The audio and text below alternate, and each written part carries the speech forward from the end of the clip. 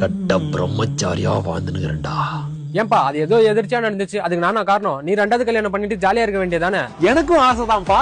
எனக்கு மட்டும் நான் காலை ஃபுல்லா கட்ட பிரம்மச்சாரியா வேணும் தலைவிதியாடா மயிராண்டி. இதுக்கெல்லாம் நம்ம புள்ள காரணமா இருப்பான சொல்லிட்டா எனக்காக எல்லாம் உனக்காக ஒரு கல்யாணம் பண்ணலாம ஜோசியக்காரன் பரிகாரம் கேட்கறது போயிருந்தேன். அங்கதாண்டா வச்ச ஒரு ட்விஸ்ட். அப்படி என்ன ட்விஸ்ட்? Another flashback. ஓம் நமச்சிவாயம். சுவாமி, நீ வந்த விஷயத்தை நான் அறிவேன். அமரு. வந்த விஷயம் உங்களுக்கே தெரியுமா?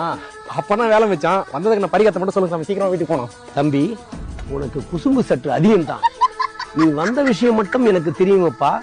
உன்னுடைய கதைகள் நீதான் சொல்ல வேண்டும். அதுவா சாமி, என் பையன் வந்தோடனே ஒய்ஃப் இறந்துட்டாங்க சாமி. அந்த சோகத்துல இருந்து மீண்டு வெளியே வரதுக்குள்ள வீட்டுல இருக்கிற ரெண்டாவது கல்யாணம் பண்ணிக்கன்னு சொல்லிட்டு ரொம்ப டார்ச்சல் பண்ணுங்க. அதனால எனக்காக இருந்தாலும் என் பையனுக்காக ரெண்டாவது கல்யாணம் பண்ணிக்கலாம்னு சொல்லிட்டு உங்ககிட்ட ஒரு ஆலோசனை கேட்டோம்லாம் வந்த சாமி. அதாவது இரண்டாவது திருமணத்தை பத்தி கேட்க வந்திருக்கிறாய். ஆமா சாமி.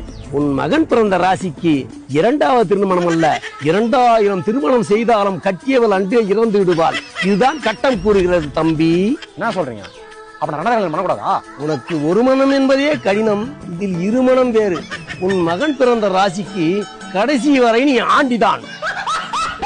இப்போ தெரியுதா எனக்கு ஏன் இவ்வளவு கோவம் வருதுன்னு? பா அதெல்லாம் விடுப்பா. உன் வாழ்க்கை போயிடுச்சுன்னா என் வாழ்க்கை கூட சேர்த்து அழிச்சிருவியா? நான் காலேஜ்ல ஒரு பொண்ணை லவ் பண்றேன். அவங்க அப்பா ஊர்லயே பெரிய ரவுடியா. நீ தான் உன்னோட உயிரை பணிய வச்சு என் காதல சேர்த்து வைக்கணும்.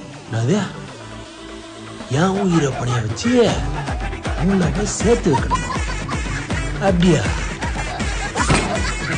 பொண்ணுக்கு பத்தாது, என் வாழ்க்கை கெட்டது பத்தாது, என் வாழ்க்கை தாவடி பரம சொல்லி கொண்டு